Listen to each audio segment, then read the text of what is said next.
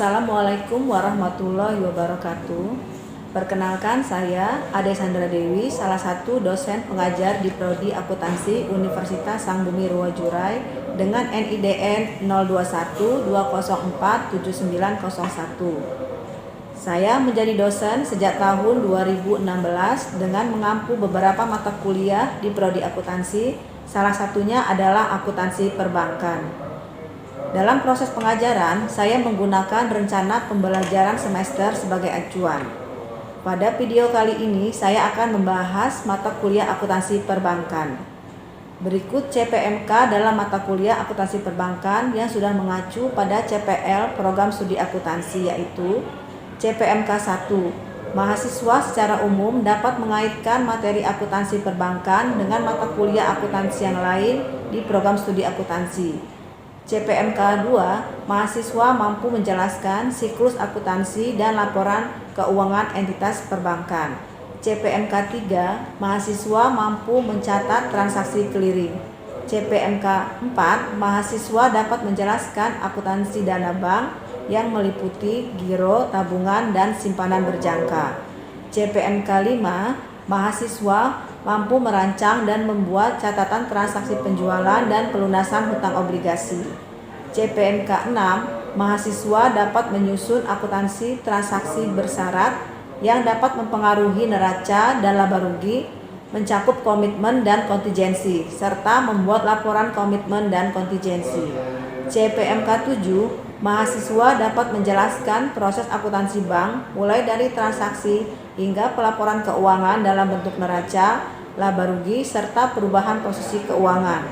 CPMK 8, mahasiswa dapat membuat analisis laporan keuangan bank, baik analisis neraca maupun analisis laba rugi dan menghitung RGEC. Pada proses asesmen pembelajaran, saya menggunakan instrumen penilaian, yaitu kuis, tugas meliputi tugas terstruktur dan tugas mandiri, UTS, UAS, dan absensi. Adapun bobot penilaian mengacu pada peraturan akademik, yaitu UTS 20%, UAS 30%, tugas 20%, kuis 20%, dan kehadiran 10%.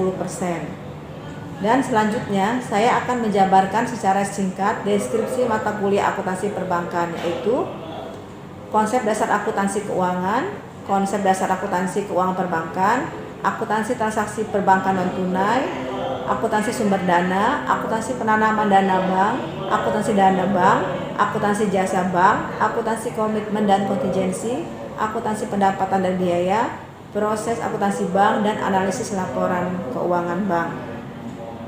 Dalam video pembelajaran kali ini, saya menjelaskan materi pertemuan keempat yang membahas mengenai transfer keluar atau auto transfer dan transfer masuk atau indo transfer serta inkaso.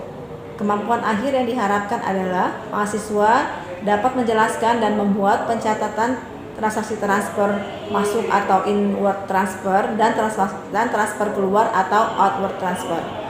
Mahasiswa dapat menjelaskan dan membuat pencatatan transaksi inkaso. Berikut adalah video pembelajaran saya.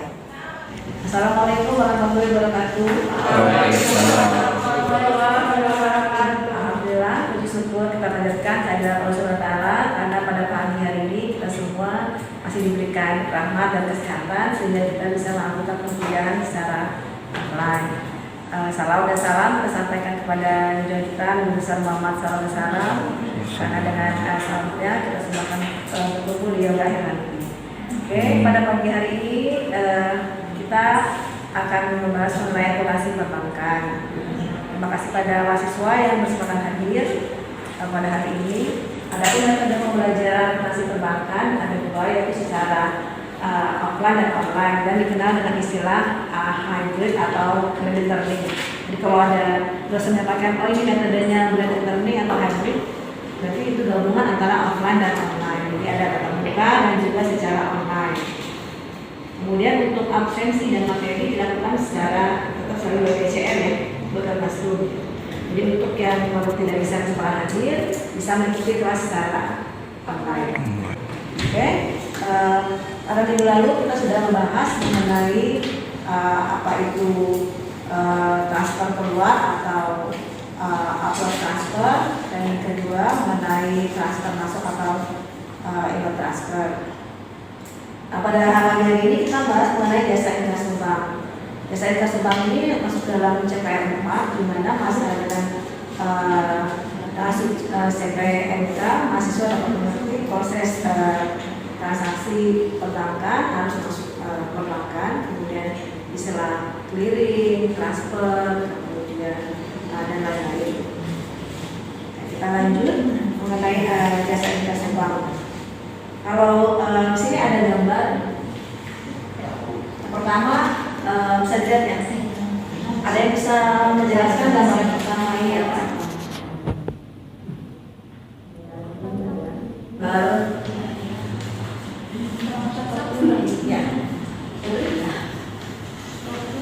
Ya, makanya yang pertama adalah gambar transaksi di bank. Sekolah kita ini kalau kita lihat di sini di teller, gitu kan ya. Transaksi di teller ada setoran, kemudian ada penarikan. Jadi kalau istilahnya penarikan itu kasih per awal ya. Kalau setoran itu deposit. Kemudian gambar yang kedua ini cuman ya, ini gambar antri ini ya. Ya, antri di bank ini dalam proses clearing misalnya. Jadi kita di bank ada yang restoran tunai, untuk retailer, ada juga yang di customer service, misalnya untuk melakukan proses clearing. Clearing itu perpindahan transfer melalui cek atau ini bukan SMP sama bank mandiri, tapi bank lain juga berada di sana. Jadi walaupun sekarang sudah jasa perbankan level online, tapi tetap ada beberapa transaksi yang harus dilakukan melalui secara langsung ke bank, yaitu jasa inkasih bank. Apa sih sebenarnya pengertian jasa inkasih bank tersebut? Jadi jasa inkasih bank adalah salah satu jenis jasa dalam perbankan yang cukup memegang peran penting dalam kegiatan perekonomian dalam bentuk penyederhanaan fasilitas lalu lintas perbankan. Di sini ada inkaso, jadi hubungan antara satu bank dengan lainnya. Jadi termasuk tadi untuk clearing, karena kalau clearing kita membutuhkan bank lainnya. Jadi baik dia mau transfer dari satu bank yang sama atau bank lain, tapi berada di cabang yang berbeda. Nah, itu namanya inkaso. Sini ya, jadi pengertian definisi inkaso sendiri tadi sebuah layanan bank untuk penagihan pembayaran atas surat atau dokumen berharga kepada pihak ketiga di tempat atau kota lain di dalam atau negeri. Surat atau dokumen berharga yang dapat diproses adalah wesel, kemudian cek, bilir biro, kwitansi, surat progres, aset, dan hadiah. Jadi ini yang proses transfer lalu lintas yang di dalam negeri. Kalau transfer uang keluar, namanya tadi transfer keluar, kita bahas di minggu lalu, atau saya tadi auto transfer. Kemudian kalau transfer dari luar negeri ke negara kita, itu namanya transfer masuk atau inward transfer. Nah, kali ini kita fokusnya adalah di perkara lain di dalam negeri. Jadi wesel mungkin ada yang tahu wesel. Kalau zaman dulu saya kecil suka dapat wesel dari nenek di luar kota, gitu kan. Senang ya. Jadi kalau sekarang anak-anak dapat transfer, ada di nomor rekening kan transfer. Kalau zaman dulu kita dapatnya wesel, jadi seperti sehari kertas dari kantor pos. Jadi kantor pos akan kirim pak posnya ke rumah, ini wesel. Itu apa? Kita senang itu dapat kiriman dari luar negeri atau dari orang tua yang kos kuliah di luar negeri dapat wesel dari orang tua. Jadi dengan surat dia satu surat berharga, kita bawa ke kantor pos, kemudian kita akan dapatkan uang dengan memberikan wesel tersebut. Itu dan contohnya wesel tadi. Kalau sekarang kan lebih transfer ya, di mahasiswa di luar kota, di transfer uang orang tua, oleh bank, semua sudah canggih, atau melalui Trade Money, OVO, apa gitu ya. Banyak yang beli dana, kemudian cek, gitu kan. Cek ini salah satu bentuk alat tukar pembayaran yang non tunai. Jadi resiko kita membawa uang kan cukup besar, apalagi kalau besaran di atas saya 10 juta, karena mau belanja atau mau pembayaran. Kemudian kita akan memberikan dalam bentuk cek. Jadi ya kalau di luar negeri atau di model besar, oh saya berikan cek aja ya untuk pembayarannya. Kemudian net zero. Jadi net zero juga seperti cek. Jadi cek dengan dulu. Dia pernah dengar istilah cek dan dulu ya? Mereka perbedaannya banyak cek sama beli. Kan suka ada rekeningnya, saya kan pakai cek ya, atau saya bayar pakai BG. Cek itu ditulis ya kayak apa namanya?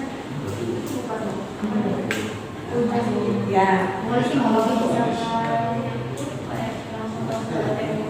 ya, jadi kalau cek itu bisa, kalian bisa langsung dicairkan. Saya mau bawa cek tersebut, saya memberikan ke Iman. Iman tidak semua mau upah, gitu kan? Iman masih ke Jati boleh mencairkan cek tersebut. Jadi dia statusnya dari sendiri tunai. Sedangkan di biro, kurangnya seperti cek bentuknya, mestinya, tapi dia tidak bisa dicairkan. Jadi pendabukuan. Sebenarnya lebih aman. BG bisa perusahaan lebih safety ya, kalau lebih aman memberikan pembayaran dengan BG karena apabila cek tersebut jatuh atau hilang atau dicuri gitu kan, itu tidak bisa dicairkan. Dan saat misalnya dia sudah buat, pihak bank akan mengkonfirmasi langsung ke bank apakah betul ini transaksi dari pemegang rekening untuk yang membawa BG-nya. Jadi kalau perusahaan ya, tapi kalau kita perusahaan pribadi biasanya lebih nyaman membawa cek karena bisa langsung cair atau dia tidak perlu waktu lagi langsung bisa dapat uang. Oke, tadi ansip pembayaran dan pembelian ya. Dan juga jadi apa saja ketentuan perbankan dalam inkaso ini, yaitu meliputi berbagai macam dokumen atau sumber harga. Yang pertama inkaso atas travel check dan international money order. Apa sih travel check itu? Travel check itu salah satu bentuk pembayaran seperti cek tadi kita jelaskan di awal, tapi untuk orang yang sering berpergian ke luar negeri sebenarnya. Kita kan kalau mau uang juga tadi kan sebuah resiko, apalagi dia sering travel gitu kan. Dia businessman gitu kan, business person, dia suka keluar negeri, dia akan membawa travel check. Jadi dia sering berpergian, saya bawa travel check jadi bisa saya akan digunakan di negara lain kalau berpergian di internasional ya sepatnya. Yang kedua international money order, jadi atau sebenarnya IPO. Yang kedua adalah inkaso atas personal check atau company check. Jadi lalu lintas ya untuk personal check itu personal check. Jadi misalnya tadi Iman punya perusahaan personal, kan perusahaan pribadi. Iman menggunakan membayar lalu cek, jadi namanya personal check. Kalau kita yang sering aktif di perbankan, kita menggunakan personal check tadi. Yang kedua tadi atau company check. Jadi company check itu adalah cek dari perusahaan. Jadi atas nama perusahaan tertera di bawahnya. Kalau dia personal check kan nama kita, lembaga rekening, nama misalnya Iman, nomor rekening. Tapi kalau dia company check, dia akan tertera di ceknya di bawah itu tulisan nama PT-nya, misalnya PT ABC. Kemudian nomor akun berapa. Jadi bisa langsung dicairkan. Yang ketiga tadi inkaso atas limited check yang mendapat fasilitas immediate credit subject to final payment dari bank pembayar. Jadi limited check itu cek terbatas, jadi tidak banyak beredar, hanya beberapa beredar dan nilainya juga bisa cukup besar, makanya disebut limited check. Nah, kita bilang nasabah prioritas ya. Benar-benar nasabah prioritas ya. Kalau ke bank, misalnya kita ke bank, pernah ada ibu nasabah prioritas atau tidak, ya kan? Kalau prioritas dia jadulnya beda. Kalau di bank mandiri atau bank lain, BRI, nasabah prioritas di sebelah kanan, yang nasabah yang biasa sebelah kiri. Ini prioritas. Terus itu untuk nasabah yang mempunyai deposito ya 1M, kemudian saldo tiap bulan dalam misalnya 50 juta. Yang saldo rata yang bukan 5 juta, saldo 1 juta, jadi saldo rata-rata berarti dia transaksinya bisa lebih. Itu kalau di prioritas kita hanya datang ke bank dulu, ada VIP loannya, kemudian yang bank akan datang dengan kita mau keluar apa, mau store. Jadi mereka yang akan melayani nasabah tersebut. Dan di ruangan tersebut dengan kayak film sudah disediakan snack, makanan, minuman, gitu. Ya nanti ya petugas akan datang, kemudian misalnya mau tarik uang kasih drawer, tiap malam akan balikan. Jadi kita nggak perlu antrian retailer di tunggu di ruang tadi. Atau kita mau keliling duduk saja di situ. Ya. Kalau kita nasabah biasa belum prioritas, maka kita harus di gambar antri gambarnya. Ya. Mau setoran, mau customer service, gambar antri tadi. Jadi kalau dia ini cek tadi, dia mau lebih ke prioritas. Oke, jenis-jenis inkaso. Ini ada inkaso keluar.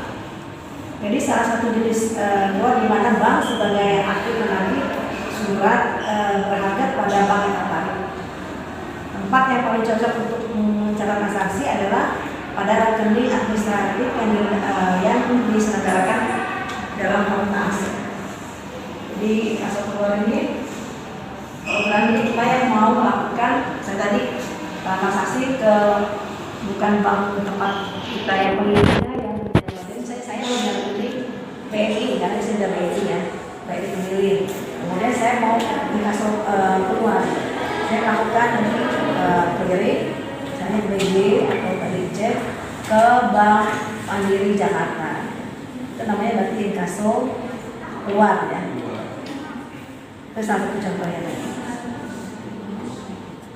Kemudian pengalihan warkat inkaso ini ada dua macam, yaitu warkat yang diambil dari segera. Pertama tadi referensi dengan IMO.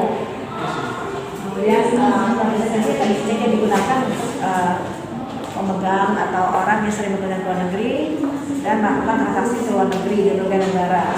Dan itu berlaku internasional ya, jadi tidak hanya satu negara. Kalau yang hanya satu negara, dia bentuknya beda. Kalau tentunya dia misalnya kerjasama misalnya dengan ISA, kemudian ada juga yang lain, ada Polda biasanya. Ini IMO, kemudian bank mitra dan cek, kemudian yang ketiga warkat lain mendapat fasilitas kemudian kredit kepada mereka. Kemudian warkat yang tidak diambil alih segera, jadi bisa ditinjau, maksudnya tidak harus diproses segera.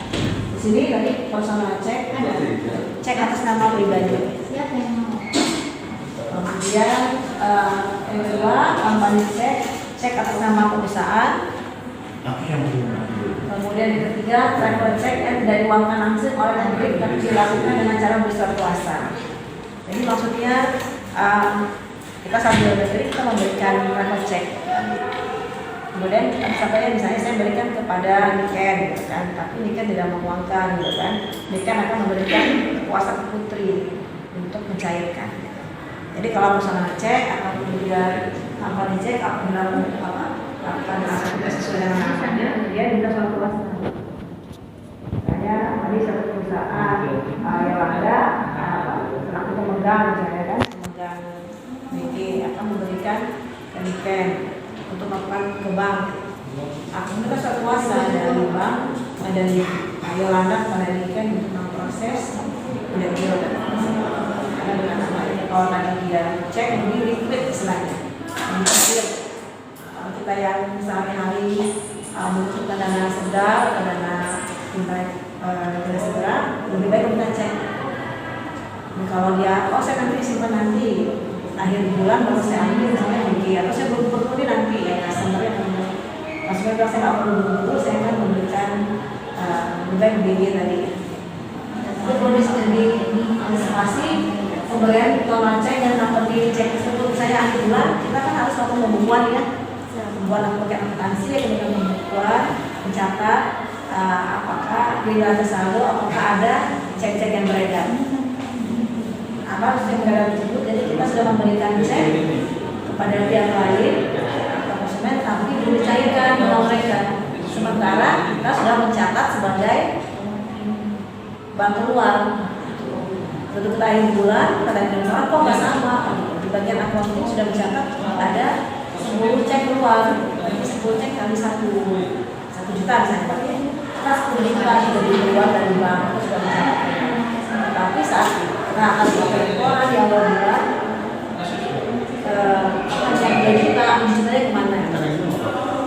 kalau di nanti kita belajar di akuntansi ini ya, KM dan KM itu istilahnya namanya tadi cek and beredar. Jadi kita sudah mengeluarkan tapi belum dicairkan.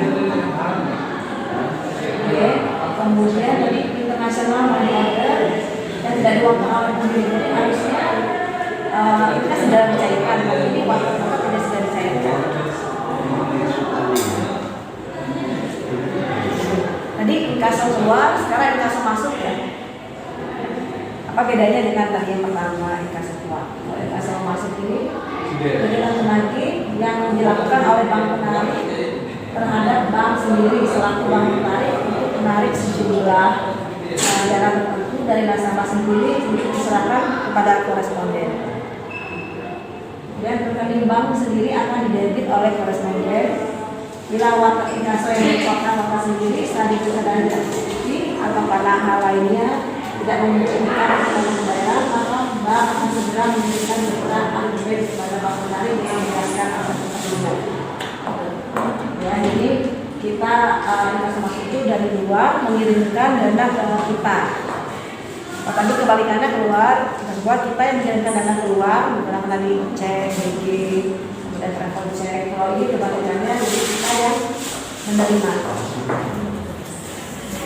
Kemudian sini perlu dilihat lagi yang berita unpaid, jadi pada bank penarik yang biasa kemudian update terakhir perlu dilihat kembali. Jadi misalnya dana itu, misalnya kita menerima ada yang masuk kita menerima dana, tetapi saat dicairkan itu tidak cukup, jadi ditanya unpaid. Tapi ada yang dicek pada di bank, atau udah nggak cukup gitu kan? Jadi bisa jadi mereka salah perhitungan, kemudian misalnya masih ada atau tidak ada, kemudian juga unpaid. Apabila misalnya perusahaan atau pemberi cek tadi melakukan 3 kali unpaid, misalnya akan disuruh lagi ke bank. Berarti dia tidak, perusahaannya tidak, karena dia bisa jadi itu pada dananya kurang. Tidak berlaku dari sisi akuntabilitasnya. Karena kita percaya Anda akan memberikan pembayaran ke Niken bisa mencairkan kan otomatis kepercayaan dari bank juga akan berkurang kan, karena ternyata dana tidak ada, kemudian dari customer-nya juga yang menerima juga pasti tidak percaya kan. Saya sudah saya dibayar dengan cek kosong, istilahnya gitu kan. Istilah yang unpaid ini cek kosong. Jadi memang tidak ada dana. Atau kemudian dia sudah memberikan cek lain, atau menentukan sudah memberikan cek sebelumnya. Oke, itu materi dari saya. Mungkin setelah itu kita bisa diskusi biar lebih interaktif mengenai jasa inkaso bank. Jadi ini sebenarnya hal yang sering kita alami ya sehari-hari, bukan sesuatu yang baru. Jadi lebih cuma istilahnya mungkin apa ini kategori transfer keluar atau transfer masuk, inkaso. Kalau ada inkaso itu biasanya di bagian penagihan, pencatatan yang pernah terjadi di perusahaan kan ada bagian inkaso, bagian penagihan dan pencatatan. Begitu juga di bank. Istilahnya memang tadi dia lebih ke lalu lintas perbankan dan tentunya antar bank tadi. Ada pertanyaan? Di sini apa ada yang bisa sharing misalnya mengenai tadi apa sama cek atau ya silakan dari apa keuntungan yang satu inkaso. Keuntungan Kan mengatur terima kasih Jaki tanya tadi balik ke definisinya ya. Jadi inkaso kan layanan bank yang mengatur atau lalu lintas dalam perbankan, baik satu bank lain dengan satu bank yang sama, atau istilah kita mungkin in-house transfer ya. Padahal ya kalau kita transfer dari banking atau kita bank in-house transfer, atau bahkan dalam negeri in-house transfer itu bank yang sama, kayak itu kayak di kalau misalnya dia bank lain bukan bank yang sama, dia masih bank dalam negeri. Jadi kita harus tahu apa jadi sebenarnya mengatur lalu lintas dari perbankan. Kalau nggak ada inkaso kan pasti akan tidak terangkum pergerakannya, apalagi ini beda bank, gitu kan, beda bank, beda luar kota. Karena kita pun kalau kirim uang ke sama-sama bank ke luar kota melalui teller kan harus kena jasa ya, nggak 500 ya. Ada yang 500 itu mulai dari inkaso lagi. Karena ada yang memang tidak bisa menggunakan transfer langsung, dia sebenarnya kan tadi mengatur apa lintas layanan jasa perbankan. Kayak kita misalnya kalau nggak ada yang mengambil, otomatis semua kegiatannya kan juga tidak teratur ya. Kemudian dikasih juga mengatur jadwal misalnya setoran bank jam 8 sampai jam 3, untuk keliling itu sampai jam 2 atau jam 1, itu dari mulai inkaso. Kenapa kalau jam 1 sampai jam 2? Kalau jam 1 juga ada penolakan bisa dikonfirmasi ke bank, kan? Jadi tidak jadi proses. Tapi kalau setoran sampai jam 3, tapi cut off-nya misalnya setengah 3 bank akan terus gitu. Kita bisa ke bank jam 2, kok sudah tutup ya? Padahal kan itu terus layanan bank jam 8 sampai jam 3. Karena mereka akan tutup jam 2 untuk melayani nasabah yang sudah ada di bank. Kemudian kan perlu waktu juga mereka untuk menghitung transaksi hari itu. Jadi walaupun kalau jam 3 selesai semua transaksi, bank akan menghitung semua inkaso terutama berapa transaksi hari itu, penarikan, dikasih berapa, restoran, deposit, kemudian berapa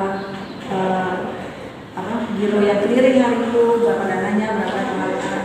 Jadi bank pun tidak selesai sampai jam 5 sebetulnya, sampai jam 7 setelah selesai. Dan harus dilaporkan segera ke Bank Indonesia di hari yang sama. Jadi nanti kayaknya barangkali yang sedang mau jadi bank atau bagian dari bank ya seperti itu, jadi bagian inkaso memang cukup sibuk ya kalau di tantangan menjadi bank. Jadi ini udah mulai penting ya, walaupun tadi bilang sekarang di zaman teknologi canggih semua serba bisa transfer pakai HP. Kalau HP apalagi kita buat pribadi, bank pribadi kan terbatas saja 5 juta maksimal kan sehari, atau 10 juta atau ambil, tapi ambil juga ini sudah dari inkaso. Jadi untuk melayani transaksi yang tidak satunya dari sisi tadi tadi e-banking, dari sisi banking. Oke, cukup jelas ya. Oke, kemudian ada pertanyaan lain. Kita cukupkan sampai di sini materinya. Kita mungkin banyak masalah kasus ya nanti minggu depan mengenai diskusi misalnya jasa inkaso, kemudian kami saya apa saja. Dan tidak ada pertanyaan, saya akhiri. Terima kasih atas kehadiran hari ini. Untuk materi akan dikirim ke Bank BCR ya, daftar hadir juga tolong diisi di BCR. Apabila ada pertanyaan bisa nanti dikomunikasi melalui BCR. Kita akan diskusikan lebih lanjut. Saya akhiri. Wassalamualaikum warahmatullahi wabarakatuh.